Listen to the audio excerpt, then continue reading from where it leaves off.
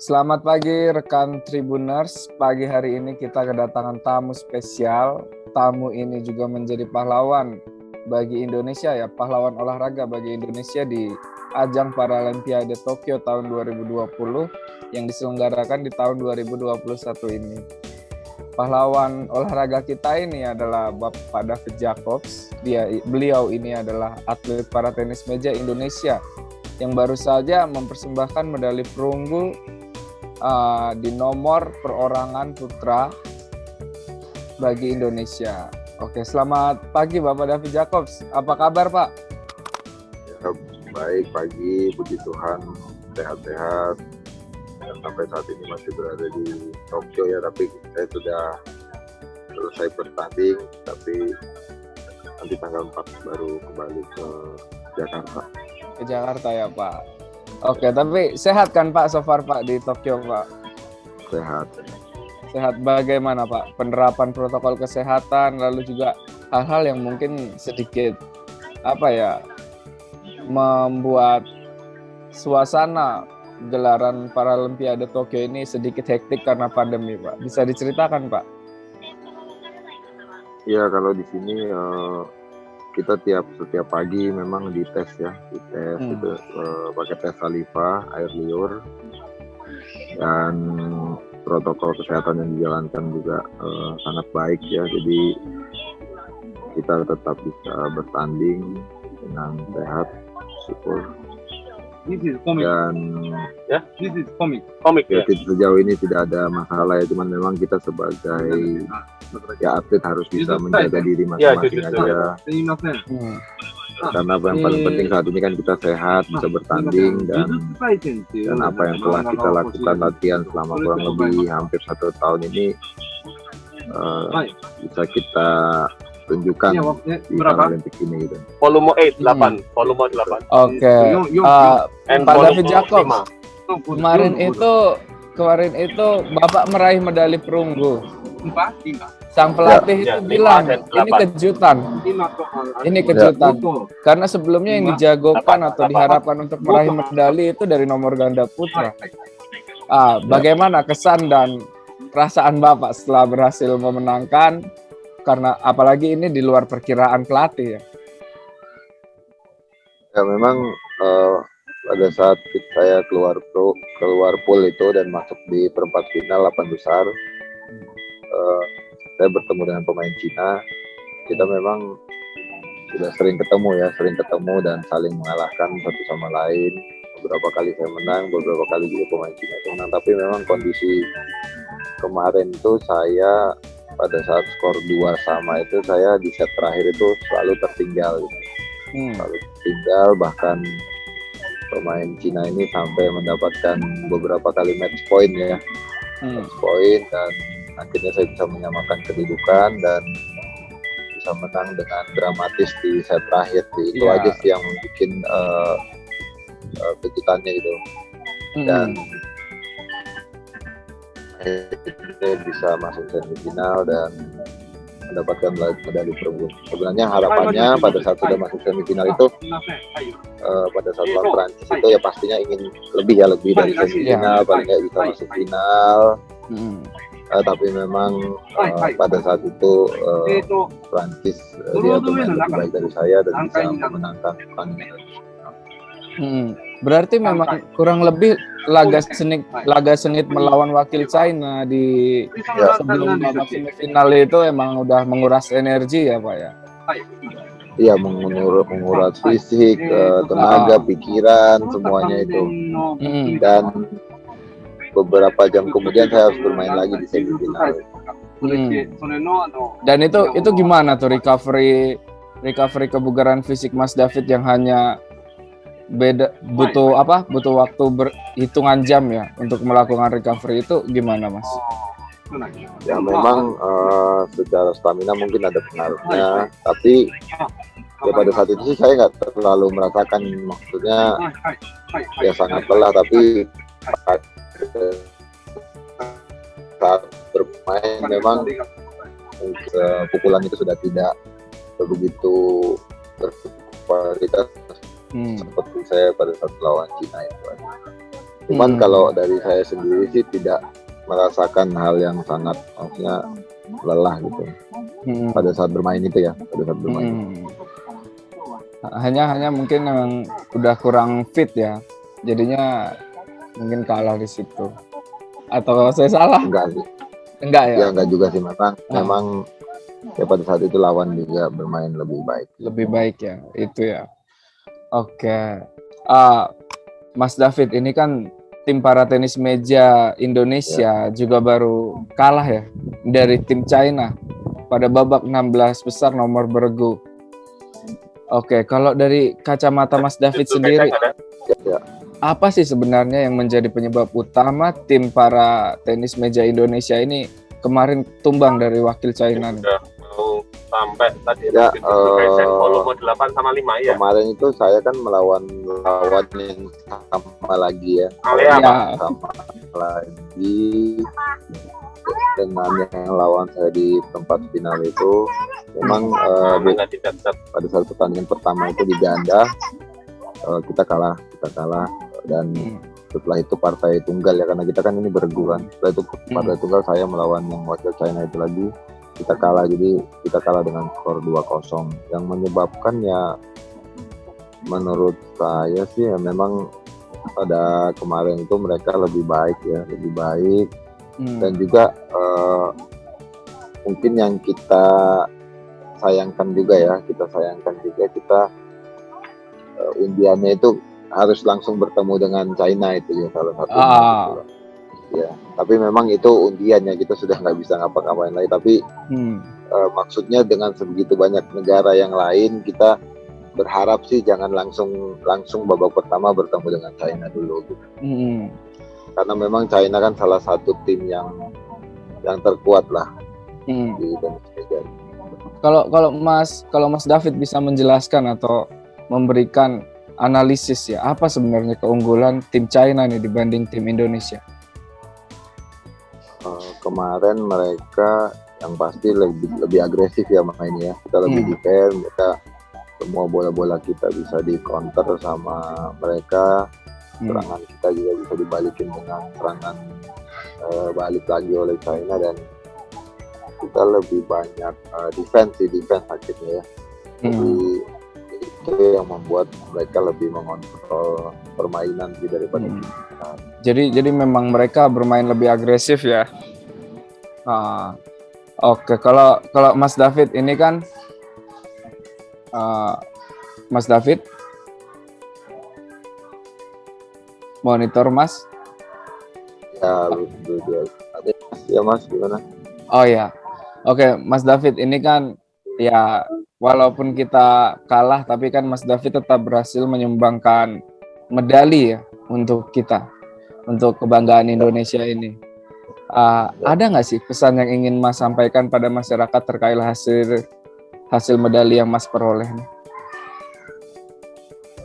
Ya memang kan dari awal sebelum berangkat juga kan memang tenis meja ini ditargetkan oleh organisasi kita ya, NPC Indonesia.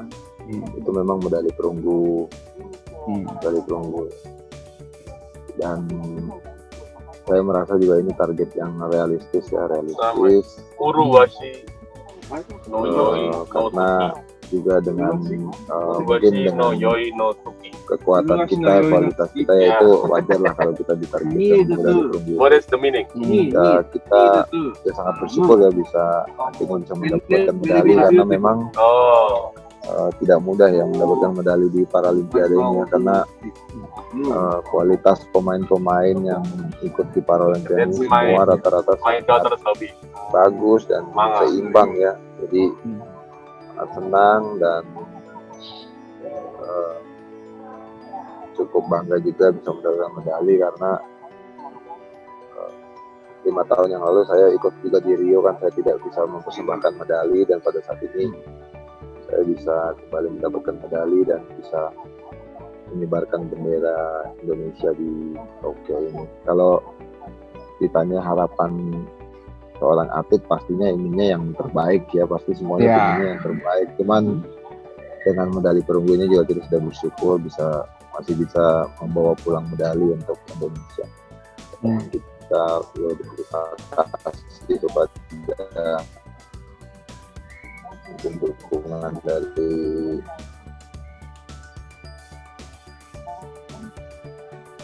visi Indonesia. Nah, kalah menang itu hal biasa dalam kompetisi ya Mas David ya. Kalau saya mau tahu dong, kalau buat Mas David ya, seorang David Jacobs ini memaknai kekalahan itu seperti apa? Bagaimana kemudian menjadikan kekalahan itu motivasi kalau dari Mas David? Ya kita maksudnya kalau kalah pasti ada perasaan kecewa, tapi kita berpikir lagi ke depannya, kita berpikir ke depan, kita masih punya tujuan ke depan.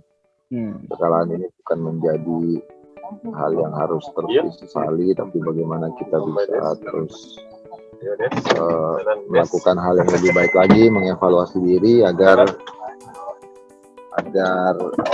kedepannya kita bisa berprestasi lebih baik. Kedepan itu yang menjadi target atau tujuan Mas David itu apa saja, Mas? Tadi nggak kedengeran? Oh, nggak kedengeran suaranya ya, Mas? Iya, gimana? Sekarang kedengeran kan? Sekarang udah.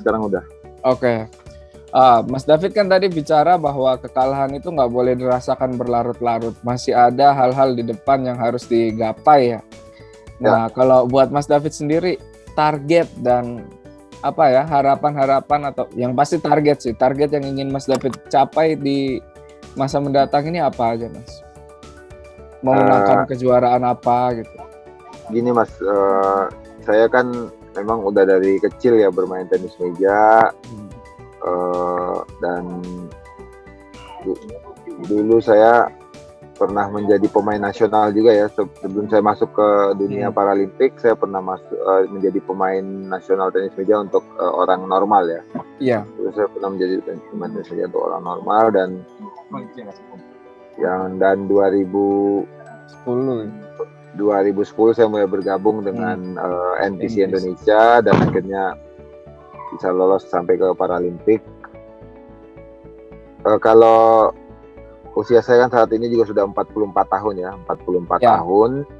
Tapi memang secara kondisi fisik dan juga kegiatan sehari-hari itu saya masih memang sangat rutin sekali latihan dan juga masih rutin semuanya lah, seluruh latihan baik teknik, fisik. Kedepannya sih pasti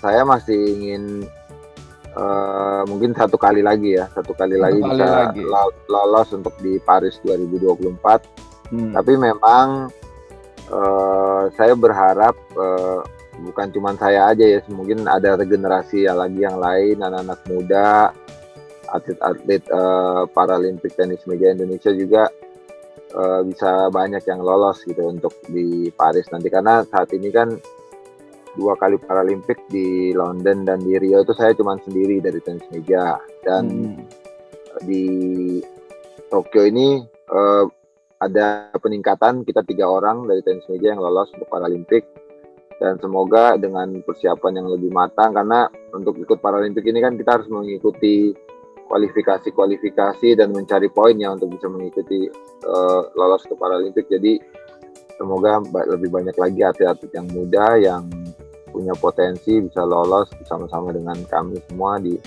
Paralimpik 2024. Itu sih kalau target yang ke depan. Tapi dalam waktu dekat ini kan, tahun depan ini ada ASEAN Para Games juga. Ada ASEAN Para Games, yaitu salah satu target juga. Dan pastinya ya masih ingin, selama saya masih memang mampu, sanggup, sehat, dan masih bisa bersaing di dunia Paralimpik ini ya, saya masih ingin terus main sih.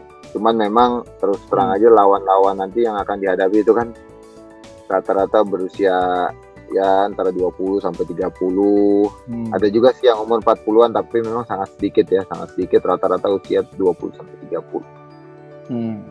Dan memang itu benar-benar kita kalau masih ingin bersaing ya harus benar-benar bisa menjaga diri, menjaga kondisi, bagaimana kita manage diri kita sendiri agar masih bisa menjadi seorang atlet yang baik gitu.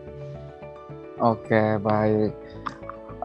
Mas David, ini kan juga kita sudah lah ya bicara tentang Paralimpiade. Kita mau bicara tentang kisah hidup dan juga perjalanan karir seorang David Jacobs dalam dunia olahraga tenis meja. Ya. Mas David, mungkin bisa diceritakan sejak usia berapa mulai bermain tenis meja ini, Pak? Ya, jadi saya itu pertama kali mengenal tenis meja itu di Kota Batang, di Jawa Tengah. Sebuah kota kecil ya, karena orang tua saya waktu itu tugas kerja di sana. Kurang lebih usia 9 atau 10 tahun lah. 9 atau 10 tahun saya mulai mengenal tenis meja. Dan ya karena ada meja di dekat rumah aja waktu itu, di dekat rumah saya bersama kakak dan juga tetangga-tetangga kita main sama-sama main tenis meja. Dan saya sangat senang aja ya, senang, hobi, hampir tiap pulang sekolah main bersama kakak, bersama tetangga. Dan orang tua saya ngelihat kok saya senang banget gitu dibandingkan kakak-kakak saya ya, sangat pulang sekolah main, ada waktu main tenis meja dan cepat bisa. Mungkin dari situ orang tua saya melihat bakat saya di tenis meja, apalagi saya kan dilahirkan dengan keterbatasan fisik ya. Saya punya keterbatasan fisik dari lahir. Mungkin orang tua saya melihat juga kalau dia mungkin dibina terus dengan memiliki keterampilan olahraga tenis meja ini, mungkin kedepannya bisa bagus untuk saya. Akhirnya orang tua saya mencarikan pelatih sih pada saat itu. Mencarikan pelatih agar saya bisa latihan lebih serius lagi. Itu waktu itu Mas David usia berapa tuh? Ya kurang lebih 10 sampai 11 tahun lah. 10-11 tahun. Jadi itu ya, awal mula mengenal ya? Ya, awal mengenal di Kota Batang itu. Dan setelah itu saya pindah ke Semarang, Mas. Nah, setelah itu di situ saya pindah ke Semarang. Nah, di Kota Batang ini cerita sedikit. Ya, pertama kali saya mengikuti kejuaraan yang antar usia saya itu. Saya bisa juara 1 waktu itu. Itu lawan yang kondisi fisik sempurna gitu? Iya, kondisi fisik sempurna. Karena kan memang saya latihannya kan dulu kan kita mana tahu ada difabel gitu kan. Maksudnya yang khusus difabel kan nggak tahu, masih kecil gitu ya. Kita lawannya dengan orang-orang yang normal lah. Nah, itu kita ada pertandingan kelompok umur, saya bisa juara 1 pada saat itu. Dan ya orang tua saya pasti sangat senang lah. Dan waktu itu pindah tugas lagi, orang tua di Semarang. Dan di Semarang ini saya pertama kali masuk klub. Ya, yang sebelumnya kan cuma dilatih biasa lah, bukan klub, sama ada seorang pelatih. Setelah itu di Semarang, nah itu pertama kali mulai masuk klub. Cuman memang tantangannya nggak mudah ya, Mas. Maksudnya pada saat saya pertandingan pertama kali dan juga pada saat saya pertama kali masuk klub di Semarang kan pasti ada aja orang yang memperhatikan kondisi fisik saya kan. Kondisi fisik saya ini anak, maksudnya ya ada yang meremehkan. Mungkin ada juga mungkin yang menertawakan, tapi pada saat itu kan saya juga tidak terlalu memperhatikan kan. Tapi kalau orang tua saya suka cerita kepada saya sih, ya itu nggak apa-apa, yang penting semangat terus, yang penting berjuang terus gitu aja. Dan juga bahkan pelatih di Semarang pun waktu itu hampir juga tidak menerima saya ya waktu saya mau masuk klub itu. Klub alasannya pun sama itu ya? Ya mungkin alasannya karena mereka melihat kondisi fisik aja sih, kondisi fisik. Tapi orang tua saya ngasih tahu, bisa nggak dicoba dulu, dites dulu, anak ini punya semangat, anak ini punya bakat, paling nggak dicoba dulu lah bermain. Akhirnya saya dites, dan walaupun saya kalah dengan pemain-pemain sana, tapi bisa melawan lah, ada perlawanan gitu. Akhirnya saya diterima di klub di Semarang itu. Itu dan Oke. saya Itu lebih nama klubnya apa, Mas? itu udah lama banget. PTP Semarang itu udah lama PTP banget. Semarang. Gitu. Oke. 12 tahun lah itu. Umur 12 tahunnya. Mas Nah David. itu Hmm? saya nggak lama itu Mas di Semarang. Dan ada lagi tuh kejuaraan, beberapa kali ikut kejuaraan antar usia saya ya. Ya, waktu itu saya pernah kalah juga dan saya nangis ya, waktu itu nangis dan waktu itu orang tua saya melihat saya nggak apa-apa, tetap semangat aja. Setelah itu beberapa bulan kemudian ada kejuaraan lagi antar usia, itu saya bisa juara 1 sih gitu. Berarti memang udah banyak prestasi ya dari kecil ya? Ya karena memang mungkin saya cepat bisa aja Mas ya, karena saya senang ya, mungkin ada bakat gitu cepat bisa. Kalau Mas David itu kan tadi kayak cerita juga ya sedikit pengalaman tentang apa ya, pandangan yang mungkin kurang baik karena kondisi fisik gitu. Kalau Ya. Mas David sendiri pernah nggak sih diliputi perasaan minder gitu selama ini? Khususnya Ya pasti ada lah. Gimana bangkit dari perasaan minder itu juga, Mas? Pasti ada lah namanya, kan ya tidak sama ya, maksudnya kondisi fisiknya kan tidak sama, dan juga saya waktu itu masih ya dalam masa pertumbuhan juga, khususnya baik di sekolah maupun di latihan itu ya pasti ada perasaan rendah diri dengan keadaan fisik. Tapi ya balik lagi, kita memang saya bersyukur kepada Tuhan punya orang tua yang maksudnya terus mensupport ya, karena itu penting banget ya, dengan support orang tua, support keluarga, mereka tidak malu dengan keadaan saya. Kan ada juga mungkin, saya tidak tahu ya, mungkin ada juga orang tua yang mungkin anaknya lahir dengan keadaan cacat, ada yang mungkin malu dan disembunyikan, kan itu mungkin ada juga kan. Tapi dengan orang tua saya terus support, terus kasih semangat, ya pasti akhirnya kan saya bisa pelan-pelan mengatasi hal itulah. Berarti emang dukungan moral dari keluarga itu sangat penting ya? Ya sangat penting, karena dengan dukungan semangat, moral, dan juga saya bertanya kenapa sih dilahirkan seperti ini, apa gitu. Tapi kan orang tua saya mencoba menjelaskan ya itu semua sudah bagian dari ya rencana Tuhan lah dalam kehidupan saya, harus dihadapi, harus sabar. Ya pasti kan kita bisa cuman curhatnya dulu itu kan ya pasti sama ya keluarga, orang tua.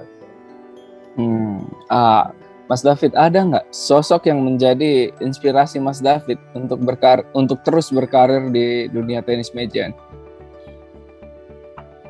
Sosok yang terus menginspirasi, maksudnya sosok dalam tenis meja nih? Iya, atletnya mungkin, atau juga bisa ya atletnya dulu lah. Kalau orang di rumah kayaknya ayah ya. Ya kalau orang di rumah pasti orang tua ya. Kalau atlet itu ya saya dulu kan sebenarnya ya belum ada cita-cita yang tinggi sekali sih Mas, maksudnya hanya ingin main aja kan, belum tahu mau jadi pemain apa. Tapi memang dari Semarang itu tadi saya cerita, saya SMP itu pindah ke Jakarta, orang tua saya pindah ke Jakarta. Nah ini memang mungkin udah jalan Tuhan buat saya kan, karena di Jakarta itu kan memang tempatnya kita mau maju itu kan di Jakarta kan, segala hal kan, baik dalam olahraga, karena di situ banyak klub, juga banyak pemain-pemain nasional yang bagus, juga persaingannya sangat ketat. Jadi pada saat pindah ke Jakarta itu, nah saya masuk di suatu klub di Senayan. Orang tua saya mengantar saya. Tapi itu lagi Mas, saya tidak diterima, belum dites, belum di apa, saya nggak diterima. Udah dari karena sama lagi alasannya Mas. Ya orang tua saya sih tidak menjelaskan alasan yang apa-apa ya, tapi langsung tidak diterima aja. Tapi itu memang salah satu klub terbaik di Jakarta ya. Nah ya itu dia bilang, pelatihnya ngomong coba cari klub lain aja. Akhirnya saya cari klub lain di dekat daerah KONI DKI waktu itu, namanya klub UNS 80. Nah, di situ saya diterima dan di situ itu ada beberapa pemain nasional juga yang ada di klub itu gitu. Jadi mulai saya tahu itu, oh ini pemain nasional ini seperti ini, latihannya seperti ini. Jadi ada gambaran untuk menjadi pemain yang lebih baik, dan di situ saya mulai bercita-cita untuk menjadi seorang atlet gitu loh. Mulai di Jakarta itu. Dan waktu itu yang di klub saya itu ada, ya kalau waktu itu ada Fabian Fadli, terus Faktur Roji yang mantan pemain nasional ya. Mereka waktu itu, jadi itu yang awal-awalnya menjadi ya role model untuk dia gitu loh. Oke, tapi menarik banget loh ini perjalanan perjuangan Mas David Jacob untuk menjadi seorang atlet. Ditolak klub. Ditolak klub ini kayaknya berapa kali ditolak klub? Di Jakarta. Kalau di Jakarta ya satu kali, kalau di Semarang hampir ditolak, tapi orang tua saya kan ya mungkin minta tolong dites dulu. Kalau di Jakarta itu satu kali. Itu setelah ditolak klub paling bagus di Jakarta, itu gimana langkah Mas Jacob untuk menjadi atlet? Ya saya nggak ada apa-apa sih, cuman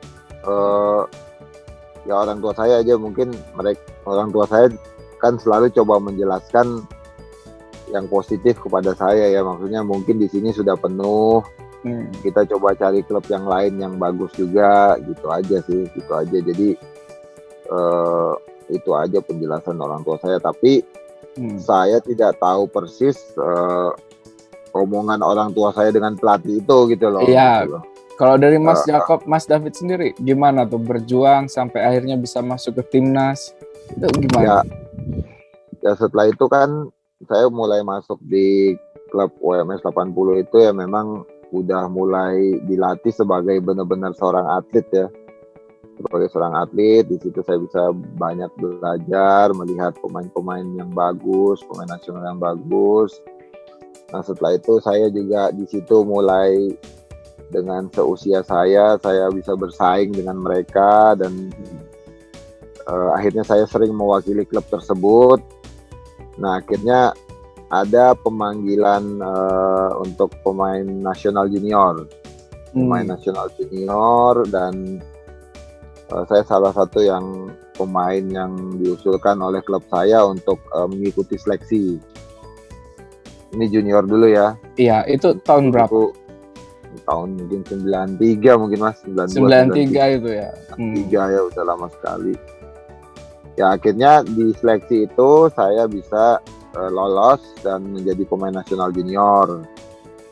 Nah mungkin di dalam karir junior ini saya nggak terlalu ada masalah, karena saya sering juara, sering masuk tim nasional junior. Nah tapi, ini ada permasalahan lagi pada saat saya udah usia 17 tahun ke atas ini, sudah tidak masuk junior lagi, sudah tidak junior. Pada saat saya masuk di senior itu, nah ini jadi teman-teman saya yang dulu bersama-sama dengan saya di junior timnas, mereka dipanggil sebagai pemain-pemain muda ya, pemain-pemain muda potensi untuk masuk di pelatnas senior. Ya, padahal kita bersama-sama itu di junior sebagai timnas, tapi saya nggak dipanggil, gitu loh. Saya nggak dipanggil. Ya pasti kan ada pertanyaan kan kita bersama-sama timnas junior, untuk bisa maju kan kita harus latihan sama timnas senior kan. Timnas senior, tapi teman-teman saya itu dipanggil, beberapa orang itu, tapi saya nggak dipanggil. Nah dengar kabar lagi, yaitu masalah fisik saya lagi gitu loh, masalah fisik saya. David nggak usah dipanggil dulu lah, masa ini gara-gara fisik ini gitu loh. Jadi akhirnya dari situ itu saya mungkin sempat mentok ya prestasinya ya, mentok prestasinya karena mungkin ada perasaan kecewa juga, karena kenapa teman-teman saya yang lain tuh dipanggil, kenapa saya enggak, sedangkan prestasinya juga nggak beda-beda jauh amat, hampir sama gitu prestasi kita.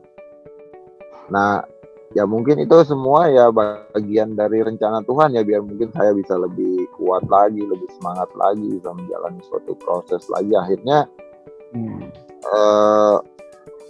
ada ya saya terus dilatih ya, walaupun memang pasti kan teman-teman saya yang junior ini mereka kan latihannya lebih terprogram lah, karena kan di pelatnas bersama pemain senior, sedangkan saya kan tetap latihan di klub aja gitu loh. Sampai suatu waktu saya benar-benar dilatih lagi dengan serius. Waktu itu kan sempat saya prestasinya juga pada saat di junior bagus, pada saat di senior kan kurang menonjol, karena memang persaingan di senior kan lebih ketat kan di junior. Dan juga saya cuma latihan di klub, sedangkan yang lain banyak latihan di pelatnas itu. Nah itu terus ada ya seorang pelatih, saya dikasih tahu waktu Mas Roji kan, ya pokoknya saya dikasih tahu bahwa ya kalau kamu mau masuk ke timnas senior, satu-satunya cara ya kamu harus juara Indonesia gitu loh. Juara Indonesia harus benar-benar juara. Kalau kamu juara pasti nggak ada yang protes gitu loh. Tapi juara untuk level senior ya. Iya. Untuk level senior ya. Akhirnya ya pada saat itu saya latihannya justru kamu kan, karena kamu punya keterbatasan fisik ini, kamu latihannya harus double dibandingkan mereka, karena pasti kan ada pengaruh kayak pengaruh dari pergerakan, balancing, keseimbangan badan kan nggak seperti yang orang normal kan. Nah, akhirnya saya latihan lebih keras, khususnya untuk latihan fisik untuk menguatkan kaki segala macam. Dan pada saat itu saya terpilih mewakili Provinsi DKI untuk kejurnas, waktu itu kejurnas, juara nasional. Dan nah ini halnya ini saya waktu itu kejurnas itu tahun 2000. Saya akhirnya bisa juara 1, itu saya ingat banget, di Kediri. 1 di Kediri, dan ya akhirnya mau nggak mau saya terpilih jadi tim nasional karena saya juara 1 Indonesia waktu itu. Iya. Nah, jadi memang harus ditunjukkan dengan prestasi aja sih gitu. Jadi berkali-kali Mas ini kayak apa ya, mungkin ditolak, gagal, itu justru menjadi motivasi tersendiri ya Mas ya.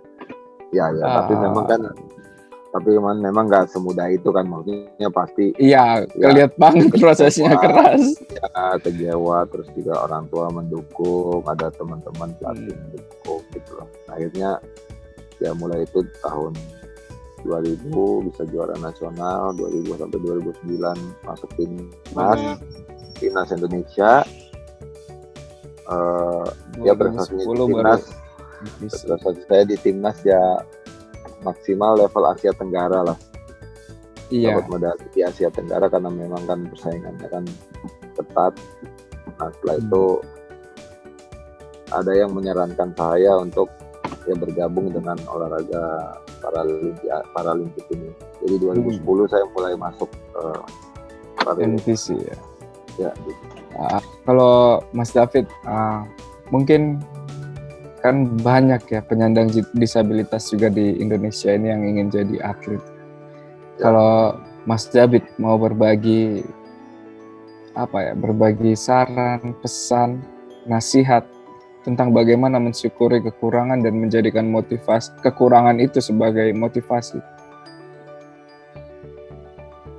Kalau menurut saya sih, kalau saat ini sebenarnya sudah banyak ya contoh-contohnya ya, contoh-contoh, dan kita bisa melihat atlet-atlet bagaimana atlet disabilitas bisa berprestasi luar biasa. Ya saran saya buat mungkin anak-anak muda disabilitas yang ingin berprestasi di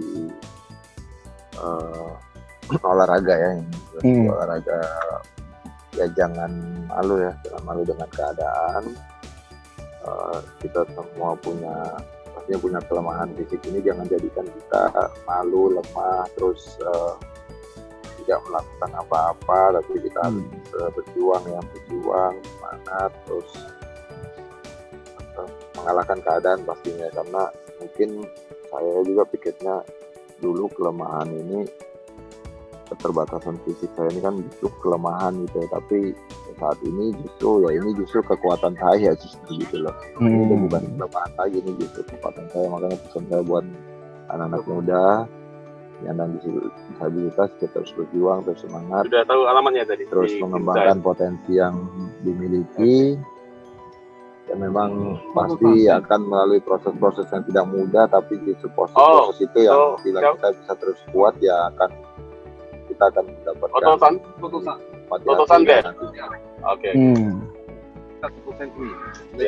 Oke, ya mungkin kurang lebih itu ya wawancara kita dengan Pak Jacob David nih. Aduh. Ya, makasih. Kita yang terima kasih Pak Bapak udah meluangkan waktu untuk wawancara dengan Tribun Network. Mungkin untuk closing kita sama-sama ngucapin selamat. Kita mengucapkan selamat kepada Pak Jacob David atas raihan medali perunggu di Paralimpiade Tokyo 2020. Semoga Bapak tetap berprestasi, tetap strong. Tetap strong, itu Bapak strong banget ya, perjuangannya keras. Tetap strong, tetap sehat, dan tetap dalam lindungan Tuhan. Baik, demikian rekan Tribuners wawancara kita bersama atlet para tenis meja Indonesia, Jacob David. Selamat siang, sampai bertemu lagi. Jangan lupa subscribe ya.